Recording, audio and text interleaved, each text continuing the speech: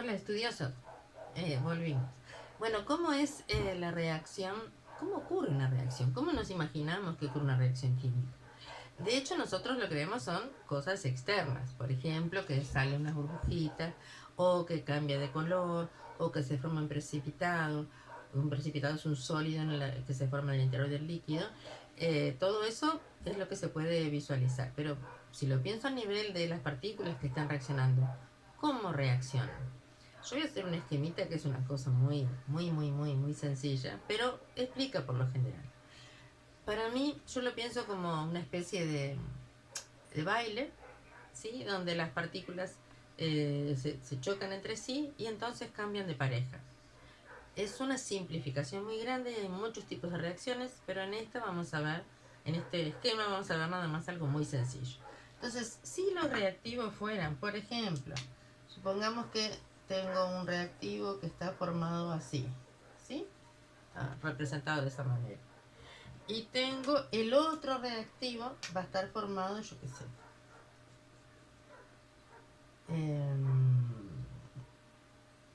supongamos que es así, ¿sí? ¿Qué estaría representando esta línea? Estaría representando el enlace químico, es decir, donde se comparten electrones o donde uno le cede electrones al otro, pero se comparte esa zona de atracción. Es un enlace. Voy a ponerle un más en el medio, porque el más lo que significa es que estos son dos sustancias, dos especies separadas. Entonces les voy a llamar reactivos. Los productos podrían ser, por ejemplo, así. Este sería un producto y tengo otro producto acá. Le pongo el más, que el más lo que hace también es separar dos tipos de productos. Entonces, ¿cómo es que estos enlaces se rompen y se forman estos nuevos enlaces? Porque tiene que haber, es una interpretación, es una de las teorías, tiene que haber un choque entre las partículas. Entonces, en ese choque se rompen los enlaces de los reactivos y se forman los de los productos. Entonces, eso lo voy a representar así. Una línea punteada que indica ese enlace que se rompió. De este otro lado voy a hacer lo mismo con que se está rompiendo, ¿verdad? Porque es como algo muy efímero que ocurre. Y acá se están formando los nuevos enlaces. Entonces, es como si esta etapa del medio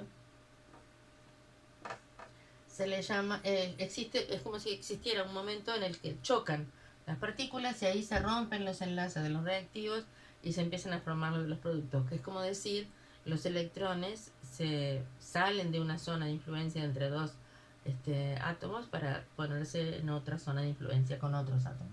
Como dije antes, es un esquema muy sencillo, porque no es el único tipo de reacción, pero ayuda a pensar que necesariamente debería haber, a menos que los reactivos ya sean muy inestables en su estructura y puedan romperse espontáneamente, si son estructuras estables, entonces lo que va a pasar es que va a haber, se piensa, se interpreta, una de las interpretaciones es que en este punto se forma una estructura que se llama complejo activado y que es en el momento en que chocan. Entonces vamos a definir.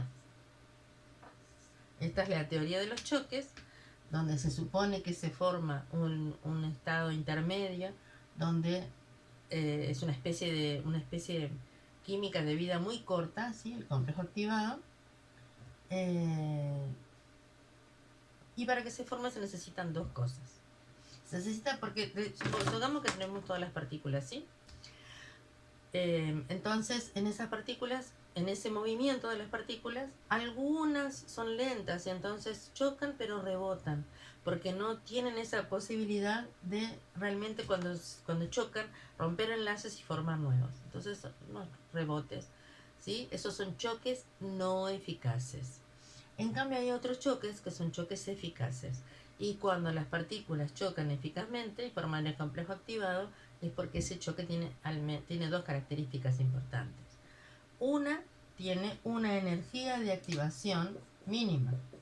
Perdón, una energía mínima que iguala o supera a una barrera energética que se llama energía de activación.